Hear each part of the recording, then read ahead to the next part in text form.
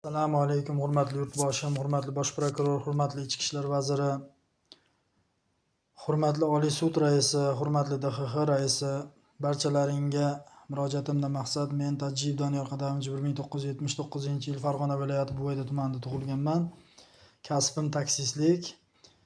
2025-yil 15-noyabr kuni Toshkentga borib qaytib turgan paytimda, ya'ni Perivaldan tushib, Chodak Perikroskasiga kelib, o'zimizni Qo'qon yo'nalishiga kelyapti turgan paytimda Abdulloh Patirda oldida noma'lum shaxs o'ta tezlik bilan betondan sakrab o'tib, mashinam tagiga o'zini urgan. Ya'ni yiqilganmi, o'zini tashlaganmi bilmayman. Buni natijasida Qo'qon tez tibbiga olib borganmiz. Qo'qon tez tibbiyasida vafot etgan. Tergov natijalarini ichki ishlar Pop tumani ichki ishlar bo'limida o'tkazildi.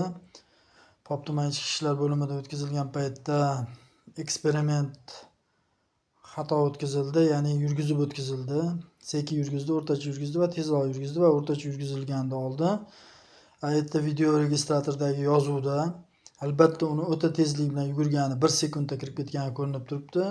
Eksperiment paytida 4 sekundda 6 sekund ko'rsatyapti va tezligimni 80 ko'rsatyapti. U yerda chegaralangan tezlik 120, 100 belgilar bor.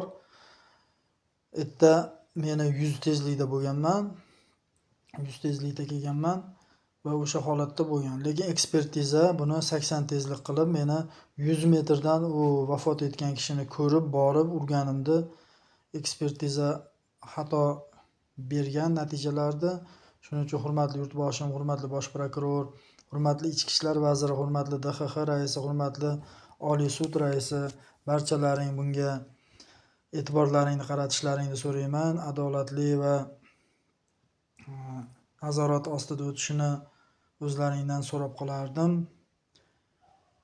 Hurmatli O'zbekiston xalqi, bu murojaatimda eshitganlar, like bosinglar, iltimos like bosib jo'natib, shu tepada ishlayotgan turgan boshliqlarimizga, shu qonunni nazorat ostida olyapti turgan barcha boshliqlarimizga yetib borishini sizlardan iltimos qilardim.